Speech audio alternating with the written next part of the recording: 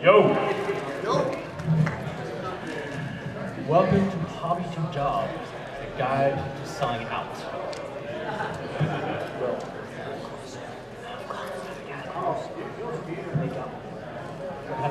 This is the first time I've ever actually done the contest. So, how are y'all doing? Yeah. Okay, well, let's get this show on the road. My name is William Marks, aka Four Feathers. I'm the Deputy of Design here at BronyCon.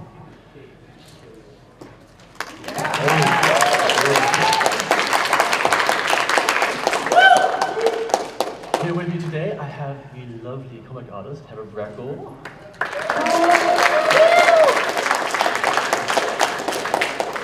To my right, I have Timothy Fay. I think he should introduce himself. I'm Timothy Breckel. I'm one of the staff artists here at BronyCon. I also go by the nickname Timpani. And that's it for now. Okay, that's okay. Further, I have Samantha, aka Senchi.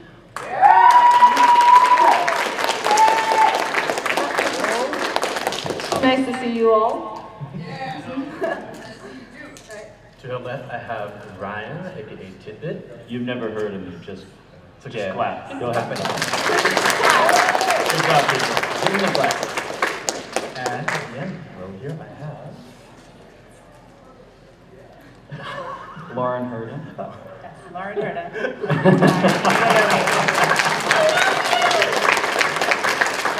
our brand new director. My mind. So, good.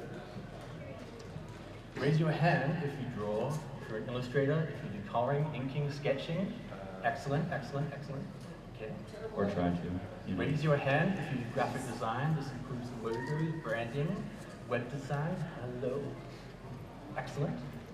Okay, so this panel is for these two groups of people.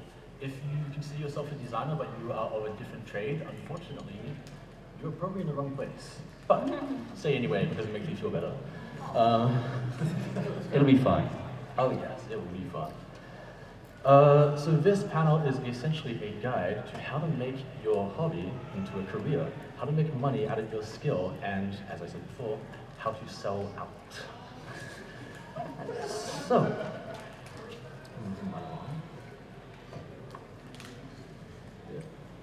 if you're an illustrator, I'm going to go over some of the various industries that may or may not interest you. So first of all, we have concept art. So concept art is essentially the basic form of where everything starts when it comes to movies, games, so many things when it comes to multimedia. If you are a concept artist, you will be required to have a strong foundation in traditional and digital, and you will probably be required to do fast iterations in sketching. So,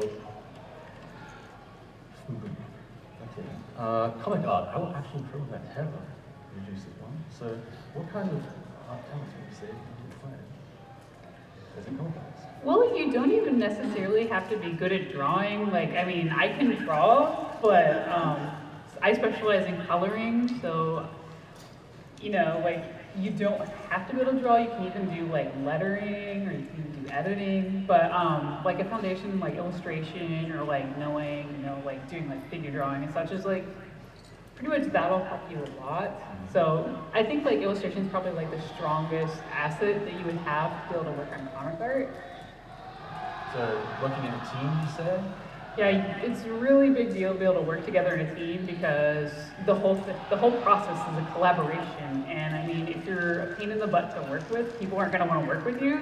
And the thing about comics is it's all connections. So you don't want to screw yourself over by being, you know, like being a pain in the butt and not wanting to like budge on changes and stuff. So, you know, it's good to be easygoing and know how to like get along with people. Cool. Be very manipulative. Okay, so book illustration. So this could be anything from children's books usually, storybooks, and even things such as engineering, history books, so on and so forth. Having a strong foundation in traditional art is always essential here, and so is Same. I have little illustration experience. So storyboarding. There was a panel earlier today. I believe it was it paper to paper? Yeah. So, in brief, storyboarding is essentially much like concept art, except you are usually do animation and do films. So, as a storyboarder, one of the skills you're required to do is sketching in rapid durations, using going through essentially keyframe by keyframe. Having a strong, having an experience of animation is always essential in this area.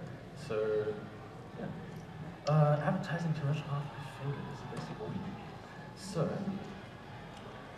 as an illustrator, this is probably the biggest industry and easiest industry you can usually get into and get foot in the door. So, advertising commercial art includes pretty much everything you can see as far as billboards, advertising in newspaper, and so on and so forth.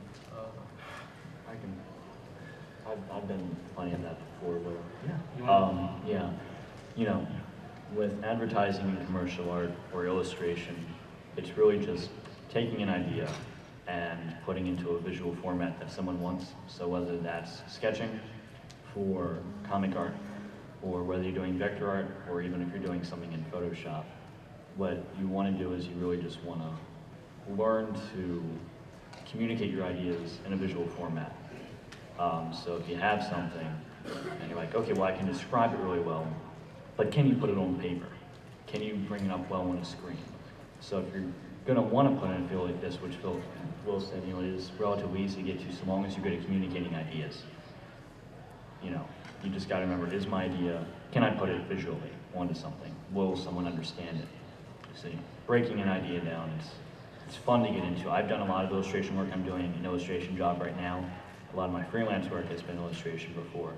It's a lot of fun to do like characters that people want, and you're being able to put your own spin on them. So you have to be very malleable, because most of the time when you're doing illustration work, you're going to be illustrating something someone else wants, not necessarily what you want. So you got to be a good listener too, and it's fun. It's a lot of fun. I love illustrating. It's hard, but it's fun. So merchandising next up. So has anyone published any art to websites such as Redbubble, Zazzle, so on and so forth? Yes. DB9. One hand up. I see two. I see three. Excellent. Oh, And a bunch over there. yeah. Hey. Okay. So usually creating art for things such as T-shirts, mugs, skateboards, stickers, whatever. Usually, as a merchandising illustrator, you will be contracted as a licensee, or like through various IPs, such as cartoons, so on and so forth. Or you'll be working freelance, such as the sites I mentioned before. And on product design, as a product designer, you will also be concepting new licensing products. This is usually huge in the toy industry, but also from everything from kitchenware to garments to everything, so on and so forth. And also, packaging is a huge industry for illustrators. And finally, fashion design. So concepting new wearable products for the fashion industry. Having a background in manufacturing when it comes to fashion is essential, because you don't want to create things which you can't actually wear or won't hold up or can't even physically exist. So, yeah. Think rarity. Lots of sketching. Sketching is always involved in pretty much any of these jobs. So even, like Heather said, if you're not the best artist, so long as you can put that idea onto paper and someone else can improve upon it, then that's the first step. You're going in the right direction. So long as you can draw a line, doesn't matter how squiggly it is, so long as you can communicate your idea and verbally or visually, you're headed in the right track. You just have to really figure out where you want to go. There's a lot of different paths you can take. So a lot of these industries you'll notice have a lot of sketching involved. This is because usually you are the basic foundation of that industry. You usually hand your work up to a higher level. For example, as a concept artist, you want to hand it up to a visual designer or artist. Fashion designer, you want to hand it up to someone who actually works with the clothing and so on and so forth. Okay, so moving on to graphic design industries. Okay, so first of all, graphic design. The biggest industry I'd say as a graphic designer is advertising, absolutely ubiquitous in modern life.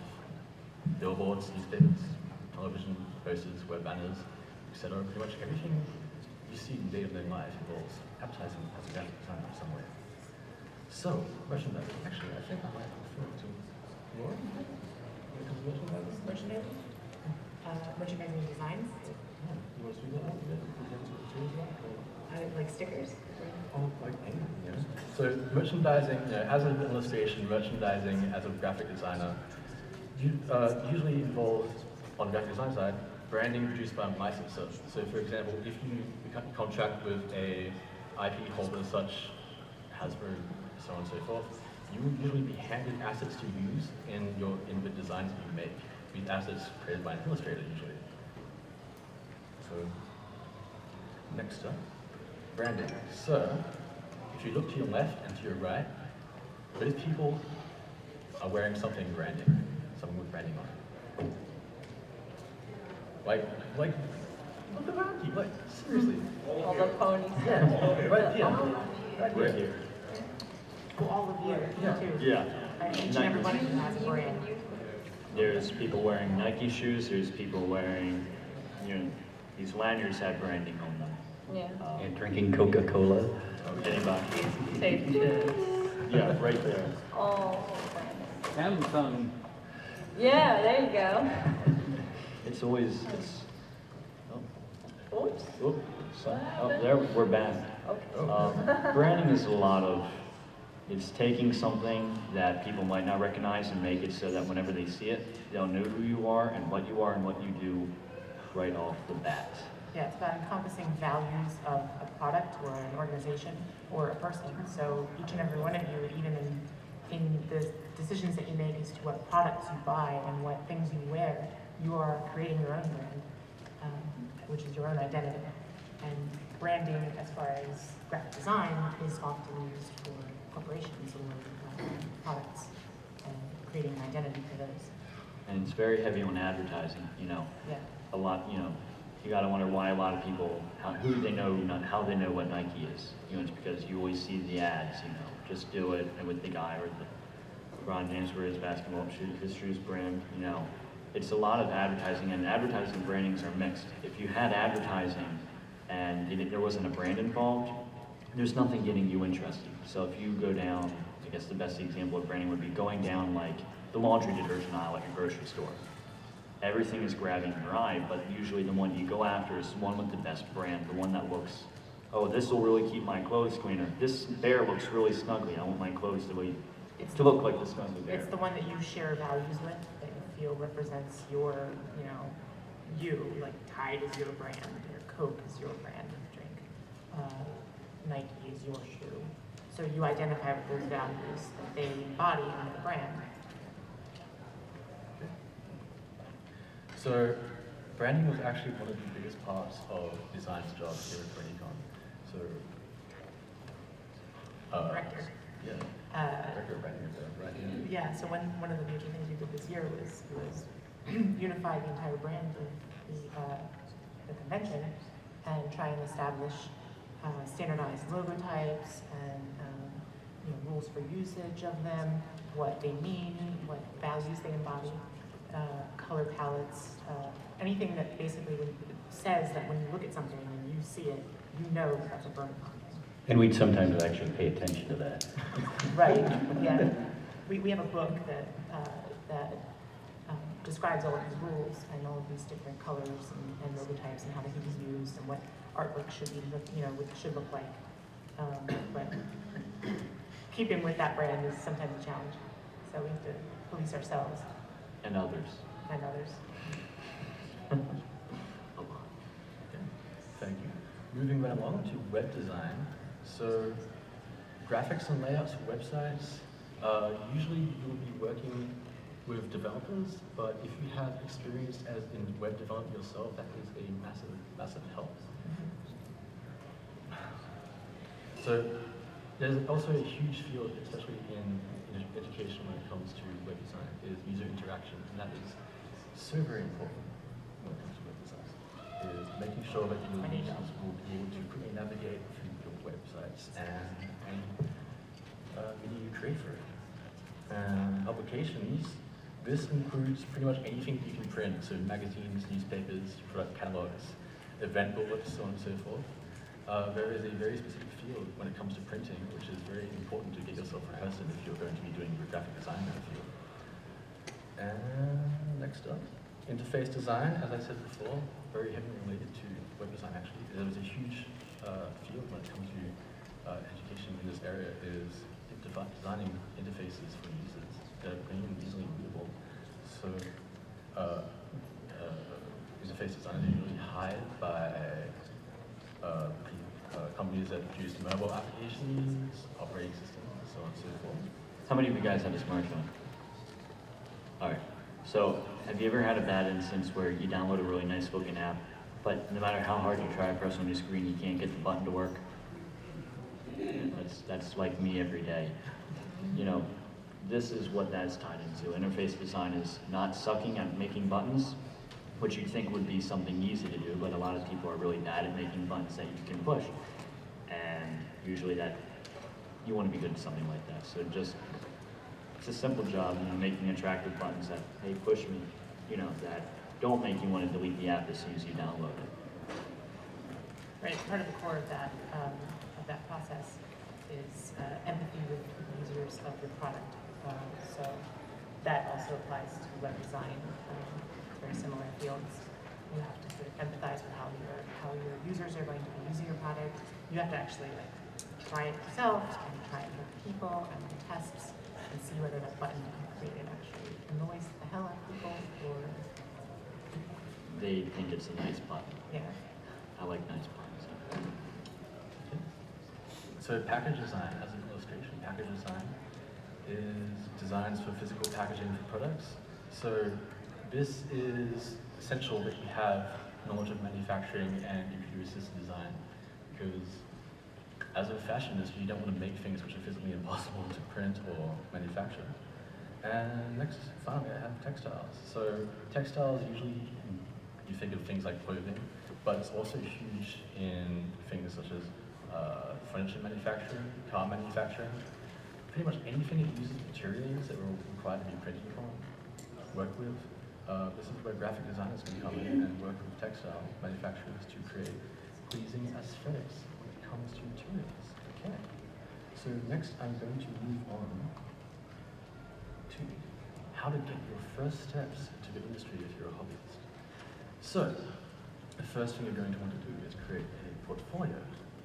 So if you're an illustrator, websites you want to use, DeviantArt, CG Society if you're more into multimedia such as games and films, and another website which is relatively new is Carbon Made. So a lot of illustrators on that website and a lot of agencies actually looking for talent on that website as well. I'm interested in hearing how Sam essentially got your steps, because you're a pretty well-known artist. And if I drop your name right now, oh, I know her. She's awesome. So how do you take those steps? You know, I'm interested in Heather too. And well, when I first started on DeviantArt, I did a lot of like fan stuff. Like I started off with like Digimon and stuff like that, and like I love that. So it was a lot of fan stuff, and I mean that's a lot how DeviantArt works with a lot of fan stuff. But after a while, you can start progressing your own characters, you know, because a lot of people want to see that as well, you know, and you can stray away from that. I mean, like it's good to have your own characters, you know. Sort of random IPs, yeah. Yeah. So I mean, but that's how I started out. But so you sort of want to pander to the people a bit, like oh, what they like I mean. I always think that having your own character is more important than like doing, you know, what's already known. That works, yeah. Yeah, but I mean like, that's how a lot of people start out to get known, because like, you know, that's one thing about doing that stuff is you have to advertise yourself. You know, if you want, you gotta go to the fandom that you're in and find what people like, and you can advertise yourself that way, and then people will see that work, but then they'll see your work and they're like, oh, well, that's cool too. I love that, you know. So, you know, it's okay to draw fan art, you know, but you know, definitely keep in mind that you know you want your own characters too. Like, so it's good to branch out, I think. It's good advertisement. How did you start, Heather?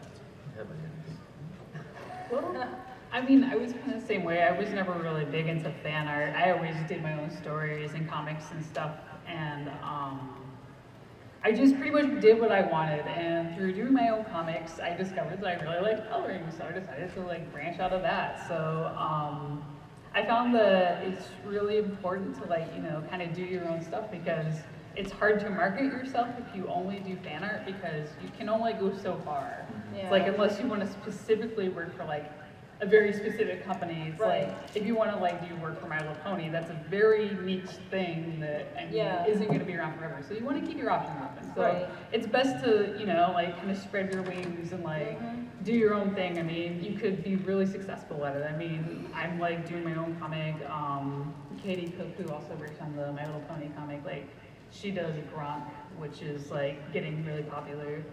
So it's good to like keep your options open and have a lot of variety in your portfolio, because that's how you're gonna get hired. Like, you're more likely to get more jobs if people see that you can do more than just fan art of like Avatar or My Little Pony or Ninja Turtles or something. Yeah, you have to have a lot of like options, like and also think about your portfolio, like they want to see lots of different things, like this style, that style, you know, realistic cartoon, you know, especially if you want to get into certain things like animation, like, you know, it really depends. Like a lot of animation artists have to like adapt to styles. So it's good to have a lot of, you know, different, you know, experiment a lot with all that stuff, because it's the same way in the comic industry too. Like they have to adapt to different styles, like in like the DC comics and all that stuff.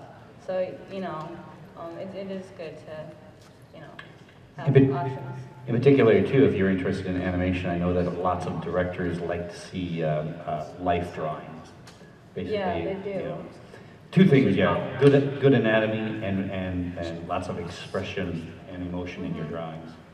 Yeah, that's something else. You have to like also just draw all the time and like experiment with expressions and stuff. You use references, you know, you can find stock photos and be like, oh, that's a good expression, you know, try that. You know, just keep drawing. And it's like, oh, go ahead. Oh, go ahead. I was gonna say, well, for portfolios, it's also important to remember, like, if you're like really talented and have several different things you do, it's very good to try and make sure that you make a few different portfolios. Like, if you want to do comics, you don't want to show like someone from DC a bunch of pen-ups, because that doesn't show your strengths in sequential art. But if you want to do an illustration gig, you want to have a portfolio that's more tailored to illustration, and you just want to make sure that any kind of job you want to take, you need to have a specific portfolio for that. You just can't use the same portfolio for every job you apply to, because that's just not going to work out. No. How many of you guys are like interested in art versus design? Like, I get the feeling most of you are artists. And then anybody interested in design? Yeah, we're the cool kids. Everybody, good job to everybody who has their last names up. Awesome. You know, the thing with keeping multiple sketchbooks or developing multiple styles, I can't express how important that is now. You know, there's always a good thing to start off as like a springboard for what you're doing. Always use references. If you can steal someone's work and change it and, you know, develop it into your style, especially as a designer, not so much as an artist, because that's really, I guess, taboo in some cases. If you're a designer and you're like, oh, I really like how someone used color in that way, oh, I like how they used the shapes that way, it's good to learn from your peers. Never be upset that someone's better than you. Because that, I found when I was an artist, that when I was mad, oh, they're better than me, they're getting more viewers than me on Tumblr, DeviantArt, it puts you into a rut. You know, you always want to be very self-motivated that one day you'll be as good as them, or you might even be better than them with something that you choose to do. You know, being happy with your work is like, I feel it's really important in keeping multiple portfolios to show where you've come from as you're growing, to sort of motivate you, like, hey, I used to not be good, but now I'm really good at this, and I can do more than I used to before. I also find it really important if you're looking for professional work in the industry is you keep two separate portfolios. One has your more, for example, works in progress, more amateur work, certain, like, you know, quick sketches, ideas we've had. And the second one is more completed works, more things you're willing to show to an employer or potential employer. Okay, so if you're a designer, your portfolio, your first portfolios will probably be on a website that has, and Dribble are two great ones. Dribble, especially if you're into website, I want that. Take it on. Yeah, Dribble is a great place to sort of share style or aesthetic experiments with your peers as a designer. It's a very limited medium for your portfolio, so it's not necessarily the only place you should be putting your work, because you're limited in the size that you can upload. But it's a great place to sort of bounce ideas back and forth with your peers, and like Brian was saying, you can sort of like mimic what they've done by rebounding, I think they call it, and sort of like try it yourself. And I just heard the other day, I can't remember where I heard it, but I think it was on a podcast. Someone said that when you take imitation and you mix it with your own inability to do it well, you get creativity, because you take something and you mutate it a little bit using your own experience and the things that you've learned, and maybe your own ways of doing things because you don't know how to do them, and you create something entirely new. So that's something cool that happens a lot on Dribbles. People sort of see other things and they try to mimic it or do their own version, and I can do that better, and you get something cooler or different. It's also a really good place to see what sort of designers are, what's the word for it? Trending. Yeah. Yeah. Who is trending what to trend, and like sort of if you're keeping like up with the in type of designs, what fonts are good to use. And that's really what you want to stick with. Dribble is a great place. It's a little hipstery, a lot, okay. I would say that if the designers on Dribble are sick of something already, then it's ready to go for the rest. Follow the crowd. Okay. So lastly, it's absolutely important that you have two things in your portfolio. That is, one, your physical portfolio. You will always want to take this to interviews. You always want to show this to employers. You won't just carry it around with you almost everywhere you go, because you never know when you're going to find someone who's interested in work. It's like, hey, I run a company. I need some design work done. And you say, look at me, because that will blow their mind right there. And secondly, you will always want to have your own website and your own domain, so you have absolute control over your own brand and image. On all your portfolios, exterior sites, like you always want to link back to that. You always want to make sure that is prominent, so that you can get as many redirections to that website as possible, because that will be where your brand will always be strongest. How did like how many portfolios do you keep? Do you keep mostly sketchbooks? I mean, do you keep a lot of portfolios if you want to move to a different type of job, or?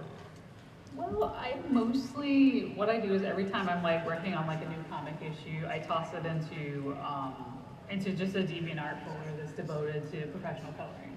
So that way, every time I finish a new issue of a comic, you can just pop it in there, and anytime like a client wants to look into what I'm up to, they see like the most latest stuff in there. So I mostly just have the one portfolio just because I get on my work for coloring. Mm-hmm. But I just make sure it's up to date is the most important thing, because they don't want to see like, I did this really cool thing 5 years ago in college. 5 years ago. Doesn't look anything like that now, but yeah. Always do work. Always do work. If you're bored, like that's what got me through high school and through the first years of college. When I was bored in a lecture or in math class, devote the side of your page to like doodles, whatever you're thinking, I drew a lot of landscapes. I don't know why that was my thing. I was kind of like a landscape kid in high school or whatever. And then in college, whenever you can improve yourself, and sometimes the best time to improve yourself is really weird times in a class, or when you're waiting somewhere, when you just have some pen and paper near you and you're bored. Because that's sometimes when you're not trying to force it and just lets it flow out. You always want to draw, you always want to work on design. You always want to think about, okay, what can I do that's cool? Have I drawn today? And maybe just doodle, even if it doesn't look good. Keep practicing. Yeah, I always have a sketchbook on me at all times. Even if I don't use it at all, like it's there. If I have an idea, it's there, and I can use it. Keep one wherever you think much. Think the most, if there is waterproof sketchbooks, I sketch a lot in the shower because I like showers. Or in the bathroom or something like that whenever you're doing your thing. Okay. Oh, here we go again. It's up. There we go. So it is very important also, after you, as with the part of your portfolio, is to brand yourself, create sort of an image of yourself and what you can do and what you can present.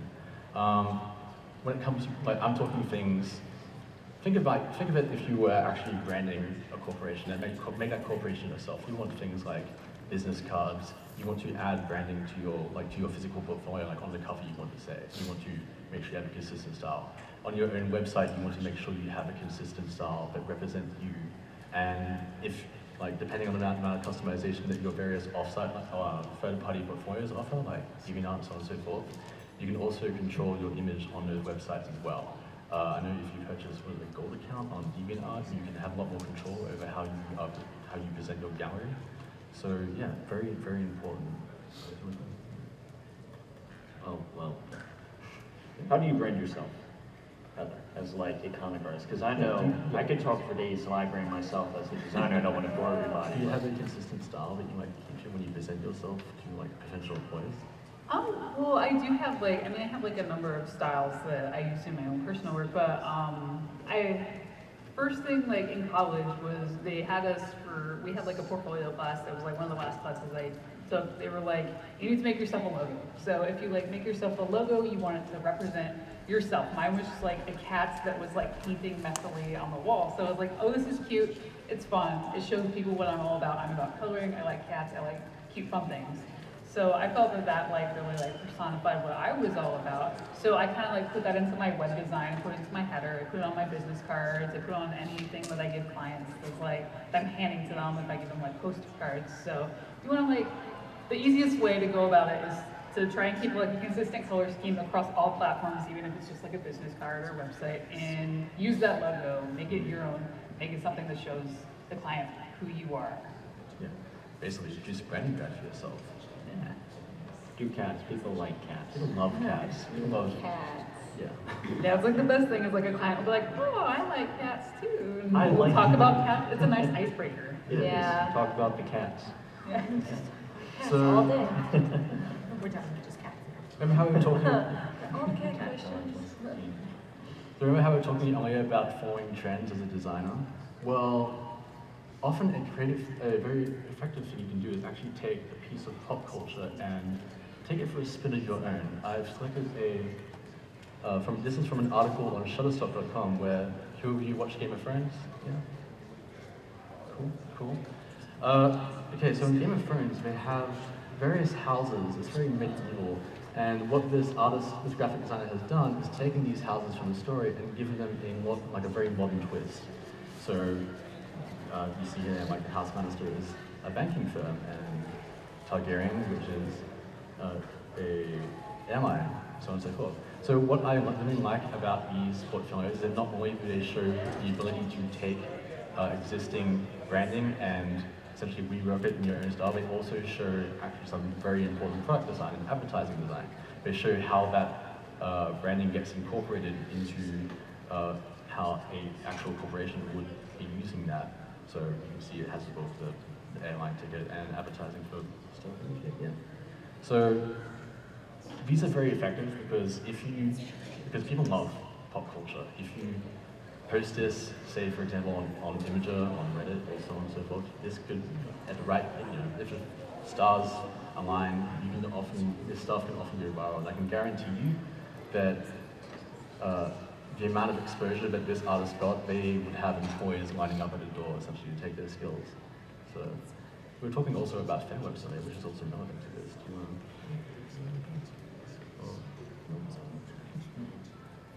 I didn't hear that. No? Just talking about how using fanworks can actually get you a lot more exposure. So, Is that yeah. me? For me? Or anyone on the panel?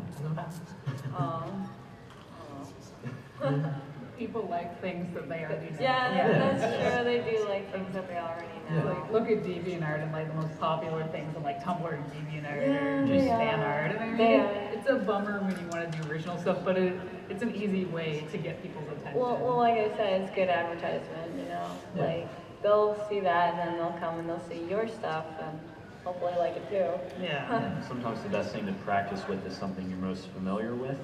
So like, Yeah, it is good practice, and you get inspired by other people, you know? You get a feel by it. Like, you're like, oh, you know, that character has blue hair. Maybe I want to do a character with blue hair too, you know? Like, why not? And also it's great if you bring it to, say, an interview and your employer, your potential employer, recognizes it and you can start a great conversation about it.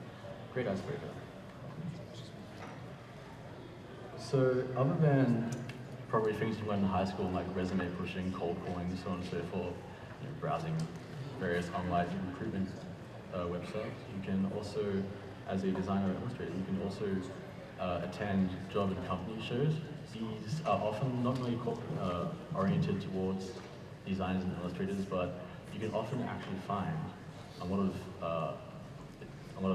interest in your work there. If you just front up to a industry show and you go up to a company and say, hey, I noticed this about your branding. I'm a designer. This is what I changed and different. You can often drum a lot of interest in it. So networking events. There's a lot of networking events around for illustrators and designers where there will be a lot of recruitment agencies, a lot of potential lawyers searching around for talent. I know there's a very famous one.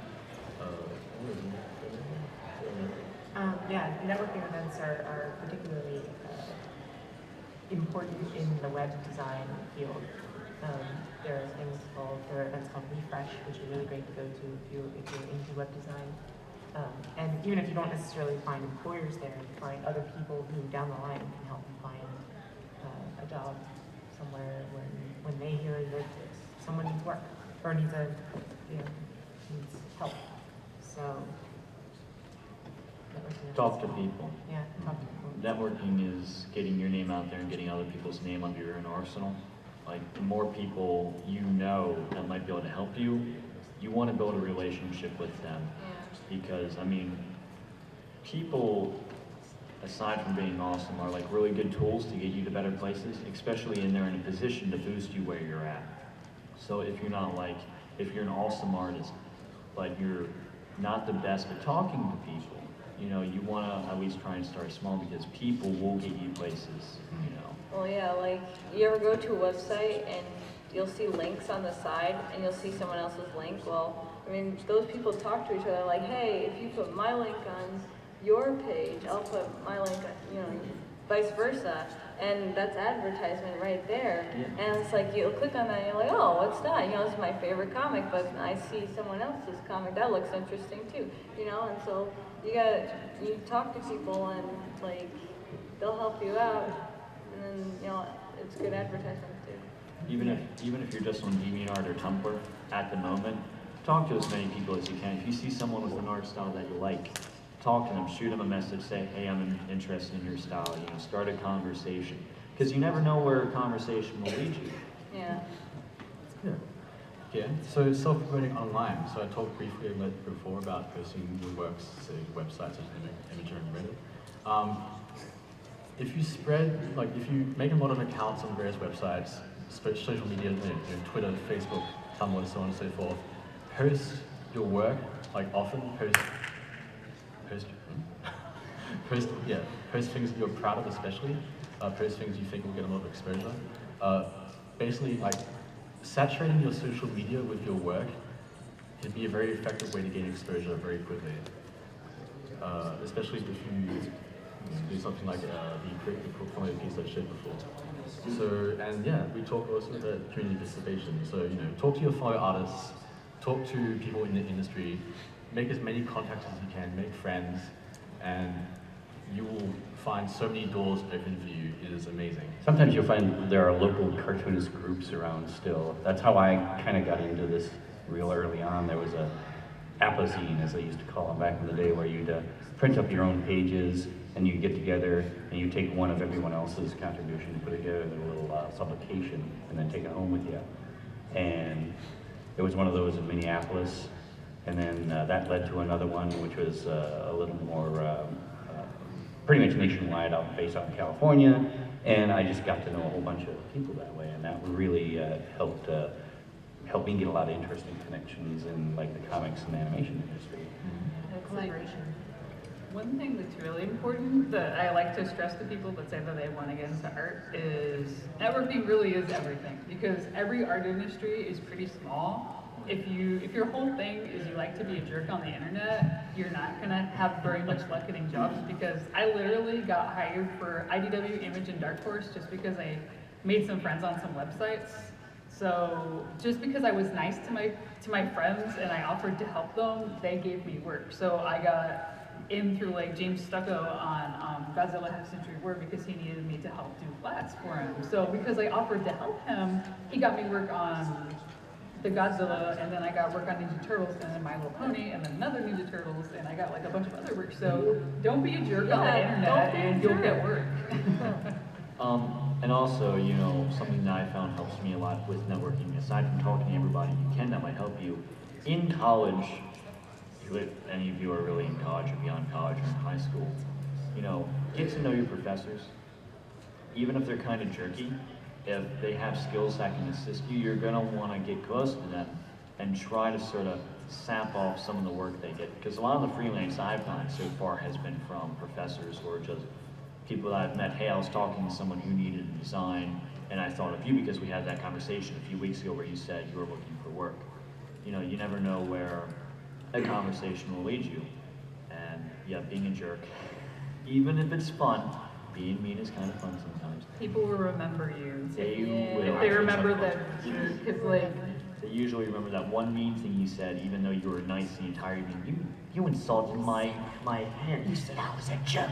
that's I'm like, not going to give you any work. I'm bitter. It's like I've had many opportunities to give people jobs, and I knew people that could do it, and I didn't want to because I remember they were a jerk to me like a while ago. So I was like, I'm not gonna help them. No. Those things stick. Yeah. Okay.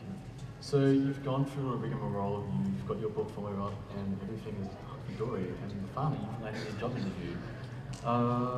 So usually you want to, this is where your physical portfolio comes in especially handy.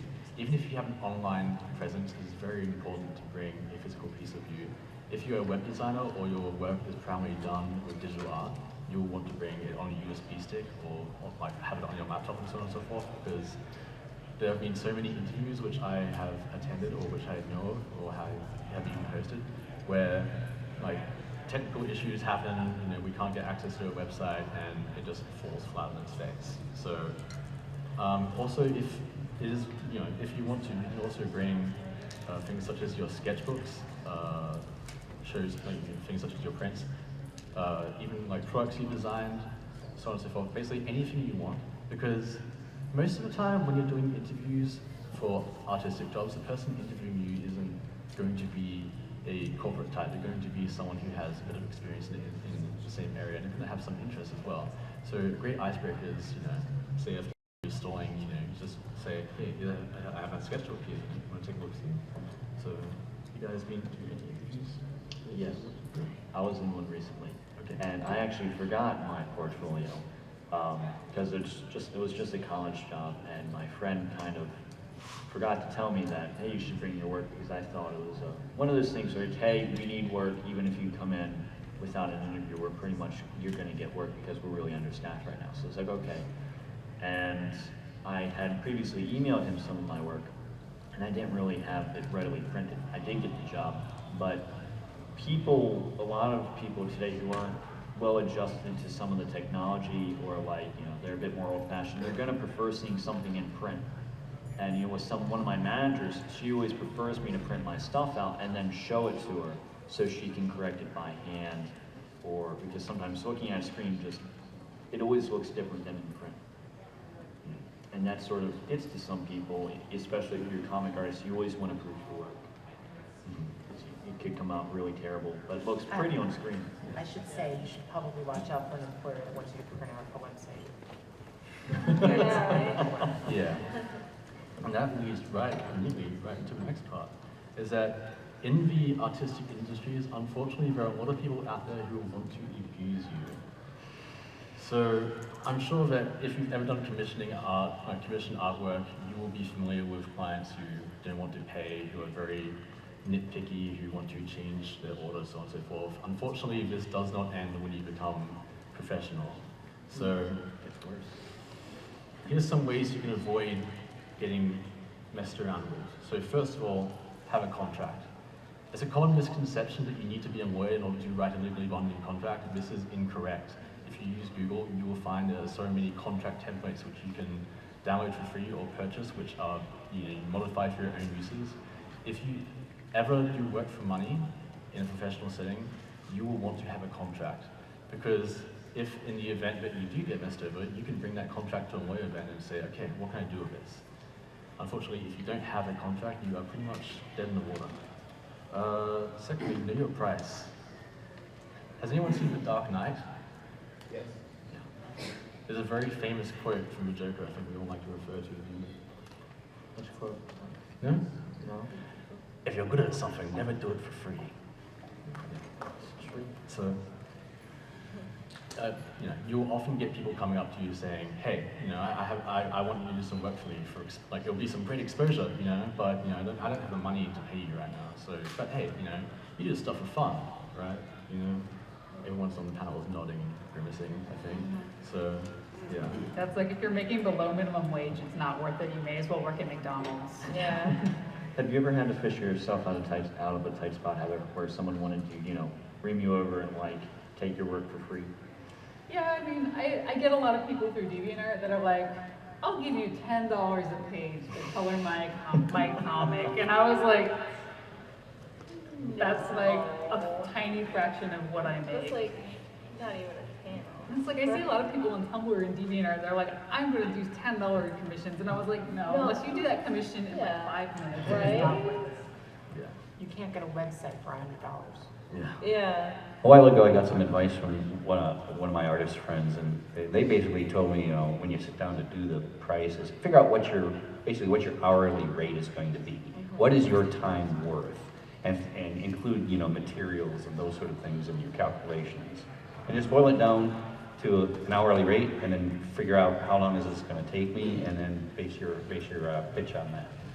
And another smart thing to do is, set down agreed on progress points, especially as a designer. Yeah, even an artist, I can imagine doing certain points, your initial sketches, then you have storyboarding, and then putting it together.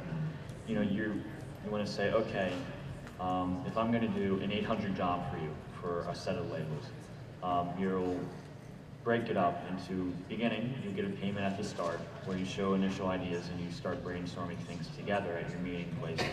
And then your next point at the first check or peer revision that you have with each other, and then the final check when the initial designs are done. Yeah. That saves you. And setting up these. Oh, sorry. Oh, sorry, I mean, interrupt. We'll fight for it. I was going to say, this might date me too, but a lot of these points are covered in these publications that used to go out all the time called the Writer's Market and then the Artist Market. And those are two very good publications because they go over these sort of things like how to negotiate a contract, what expectations are between the contractee and the contractor and those sort of things. And it's all laid out pretty clearly. So Yeah, you can get yourself a copy of those publications. That'll help you all out a lot. There are Yeah. professional organizations too that publish a lot of information about this sort of thing. Like for designers, there's AIGA. For web designers, it's not a professional organization, but there's like an event apart. There are big conferences like this where you can go and you can find out these sort of common practices for protecting yourself and making sure that your projects move along smoothly. Appear confident, guys.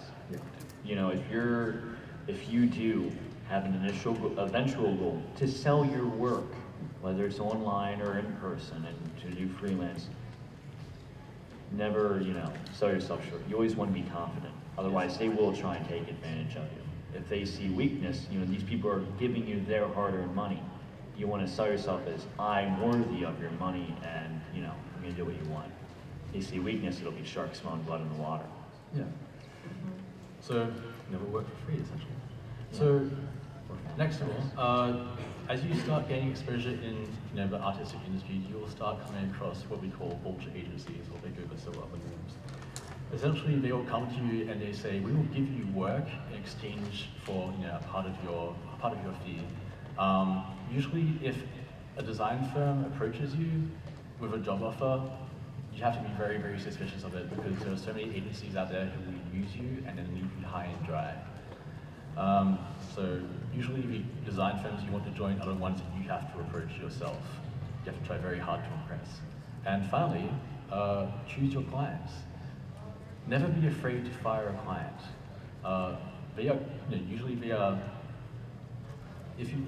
Usually you are in a position where you can negotiate your own terms when it comes to design.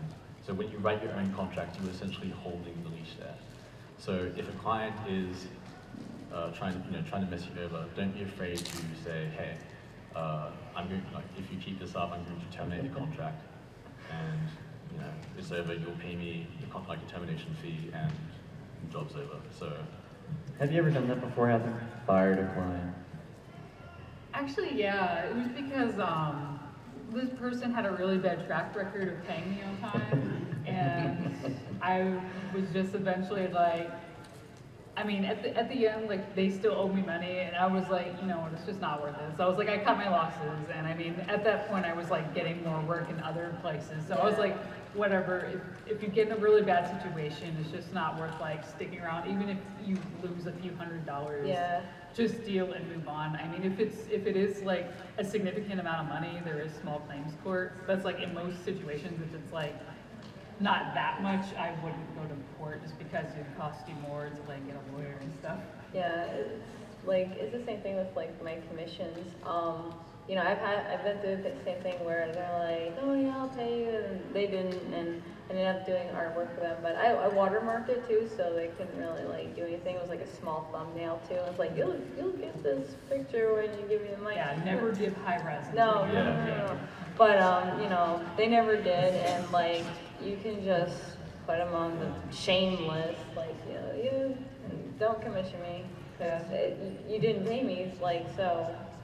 Don't come back. A good practice if you're starting out is half up front, half on completion. Yeah. Like, I don't get it for bigger companies because they work differently. Right. But if I'm working with like an individual, like on DeviantArt or something else, I always take half up front, half upon completion because, I'm not going to give them the rest of their stuff until I get the very last in the end. But that's like that way you feel like you trust each other because you have some funds from them and they know they won't be throwing a bunch of money away at you and you are going to run off or something. Yeah. So that way you like kind of establish trust and make sure that you don't get screwed over. It's a way to keep invested in Yeah, and a lot of people on DeviantArt who do commissions do that. It's a good way to do it.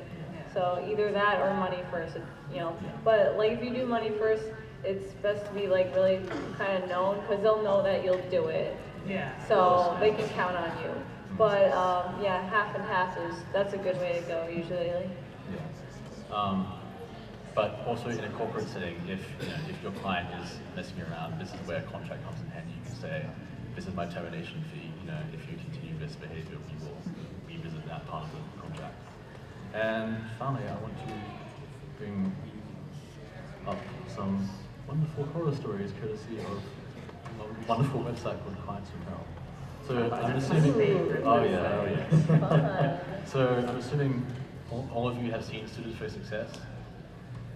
That has been an amazing, cathartic experience for so many of us in the industry to see it being, reenacted by cartoon ponies. My favorite episode for that reason. Yeah. So Clients from Hell is a great website to go to if you want to learn how to avoid making the same mistakes that these people do.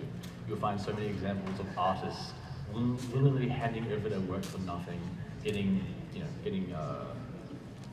messed out of their work essentially, and you'll learn to identify pretty quickly the signs of an employer who is about to leave you high and dry and how to avoid them. So I know. That's like words. Yeah, don't be afraid to charge revision fees. Do charge revision fees. People are less picky when you charge them for it. I agree with that completely.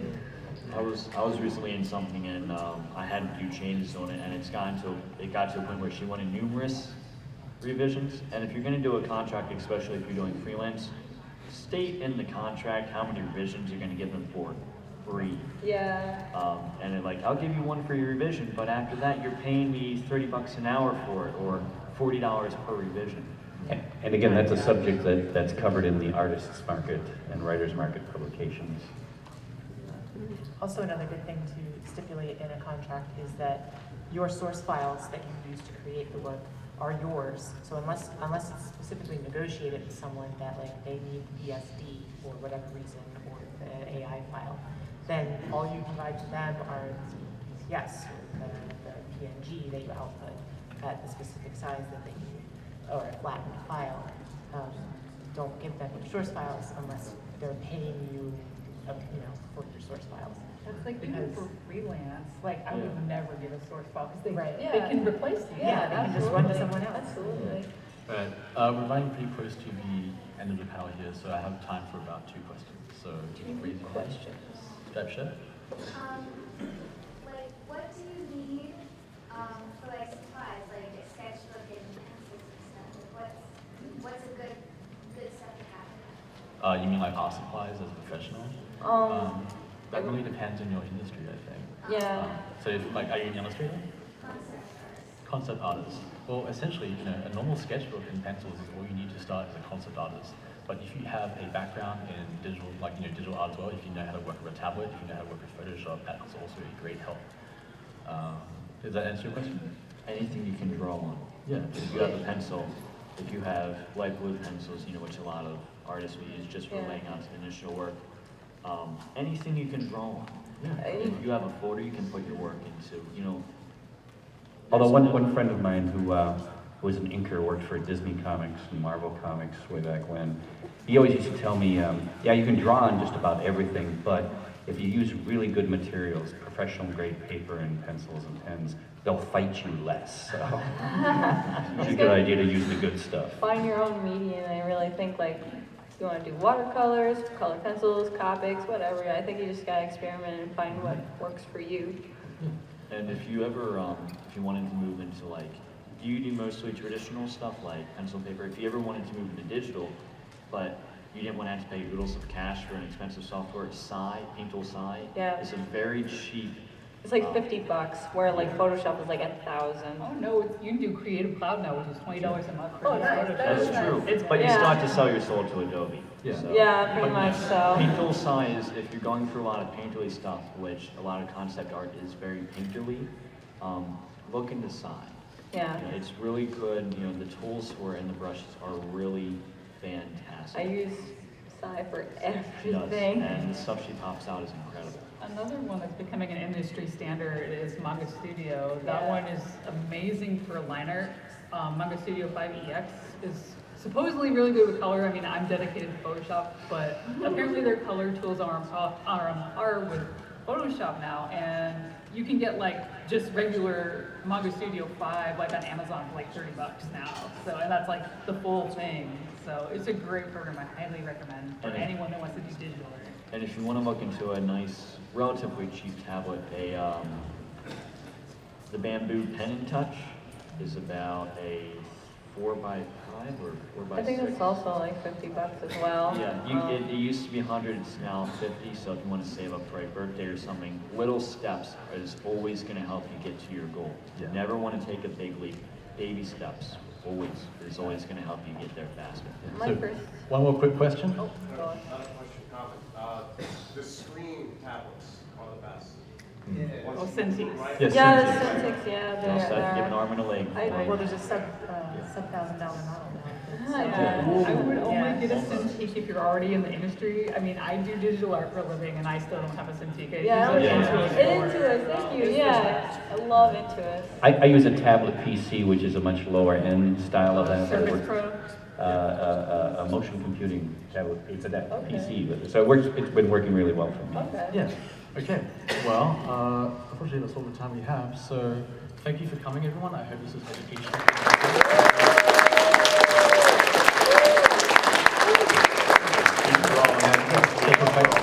Special thanks to Heather Breckel for donating her time to come here today.